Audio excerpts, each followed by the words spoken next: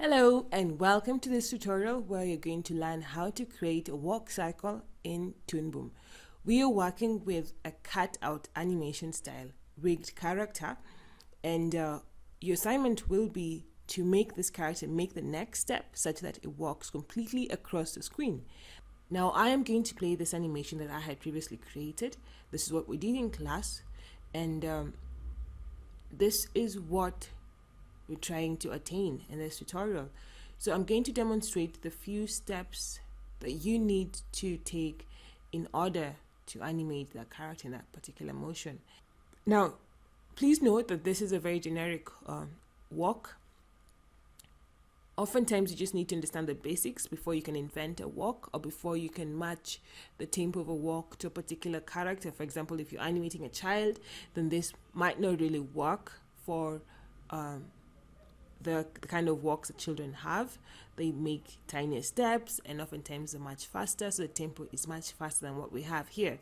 But this is just a very generic walk, so you can innovate once you know the basics. I'll stop that and then we can get started. Enable that. Now, this first pose is referred to as a contact position.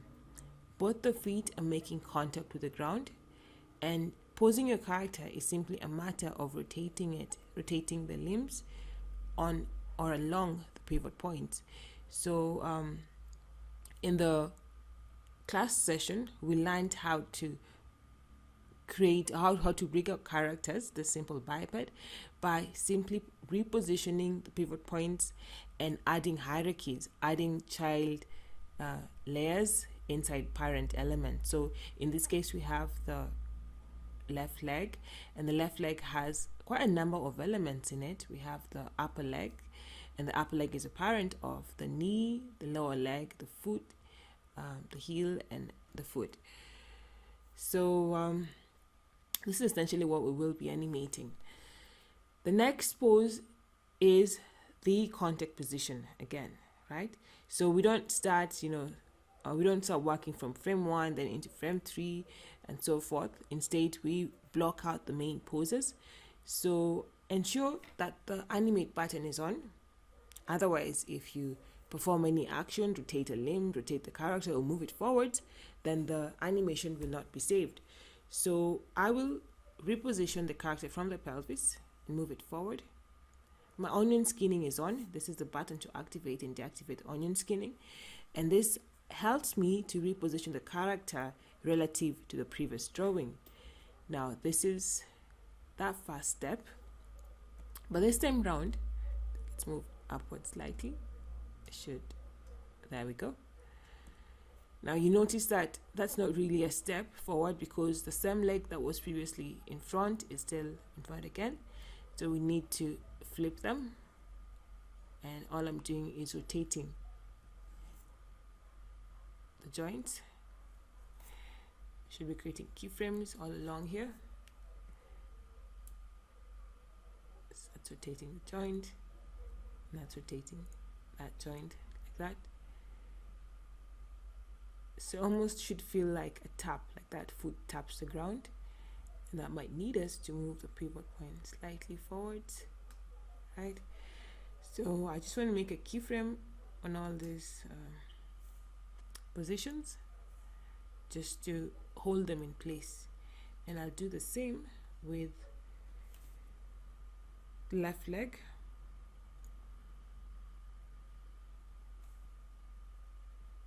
So here's the left leg, and we just are going to create keyframes by right clicking on the appropriate layers and then insert keyframe. That allows us to hold that key in position for all the child layers, that is. Now once you've posed your character in the second contact position, we have the first contact position, then the second contact position is that one.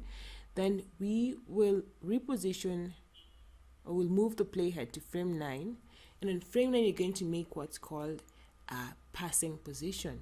The passing position more or less has one leg bearing the weight of the entire character, somewhat in anticipation of that forward movement. So you just need to pose it appropriately, and the leg that should be moving forwards begins its forward movement, and you need to just match all the limbs appropriately. I will share a resource with you on how to create realistic foot movement with your Walkcycle, because there are very specific ways in which you should animate the foot movement as well. So now we have a contact position, we have a passing position, and we have another contact position. Try and avoid the kind of sliding that would occur if the feet are not aligned. So I'll just move that forward in order to match that previous foot position. So there's no sliding. It's almost like this is holding it in place. That's sustaining that forward movement. Add a keyframe there, right? So again, I just do this out of habit, just adding keyframes to ensure that you don't have any sudden changes when you create a keyframe, say here, and there's no keyframe here, and that would affect, if you have a keyframe here and there's no keyframe here, then it might reposition your drawing when you get to that position in time. So we play that. Right. Now, once you've designed your passing position, then you pose your character somewhere in, say, frame 9 in what's called the impact position. The impact position has the pelvis slightly lower than the previous pose and also lower than the next pose, right? And it's more like, again, an anticipation or gathering of momentum for that forward movement. It's like you're gaining momentum before you make the thrust to move forward. So I'm just rotating these joints in order to match the foot position so that the character does not seem like it's sliding along the ground. Right, there we go.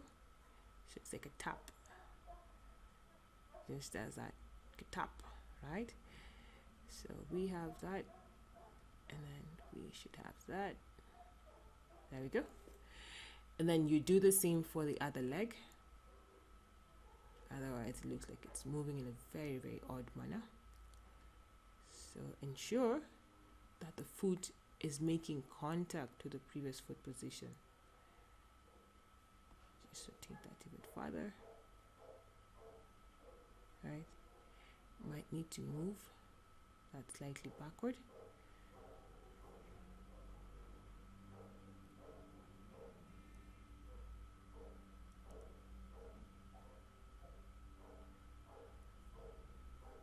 I should match.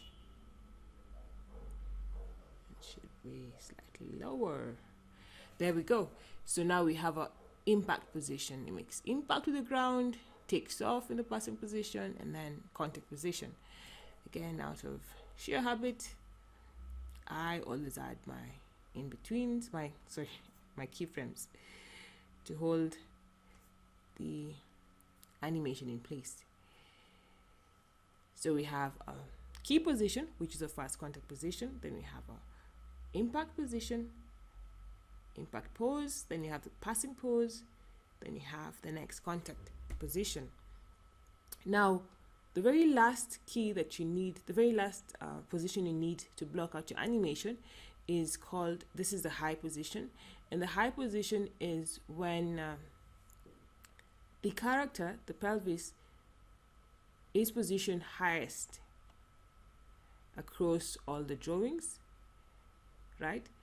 And that's because the leg is more or less, this pose, if you were to be held in time in this pose as you're walking, you'd actually fall, right? Because the leg is barely supporting the character, but it's sustaining that forward movement on the leg that is going to assume that next position. So that should move forward, right? So it's moving forward in anticipation of that step. As you can notice, I have a bit of sliding happening there, and I want to get rid of that simply by repositioning that to match that previous foot position. Then that looks better. And now we have that step, okay? So if you play that, that's how the walk would look like for that forward movement. So insert a keyframe again, out of sheer habit, do the same for the other leg. Now if I were to collapse this and play it once more, we get to see the poses that we have created. Okay, now your assignment will be to make this movement even smoother. Right now it seems like we're animating on threes. One drawing is holding for actually 4 frames, like we're animating on 4s, but this is not the case. This is actually just blocking out the animation, so you have the key poses in place before you even add your in-betweens. It's good to work in this manner so that you avoid like sleeping feet movement and misplaced positions of the pelvis and straight looking walk cycles. Just start with the contact position, those two, go for the passing position, design the impact position, and design the high position. Right now, once you've done that, go into animation and create your in-betweens. In this case, this one here, right? More or less like your breakdown position. Between these two keys, you have that breakdown position, that one, and that one as well. And this would make the walk much smoother, right? This is more like animating on 2s, and then you can even go in further and animate on 1. So on every single frame, you are going to have a drawing pose, a new drawing pose, and that's going to give the walk a very fluid feel. And you can even use the motion keyframe to create that, but then you need to pay attention on the placement of the feet there, because if you observe with the automatic in between, the feet suddenly moved off the ground level, so you might just want to go back in and reposition that. I prefer working on the stop motion keyframe mode, this one, when I'm designing my key poses. And then once that is done, you can smoothen out the animation with a set stop motion keyframe. So that's it for today. Let's see how this comes along in the next class. You should have finished off your walk cycle, a complete walk across the scene, not just one step like that. This guy should actually walk again out of the scene and save that as a QuickTime movie file. Cheers.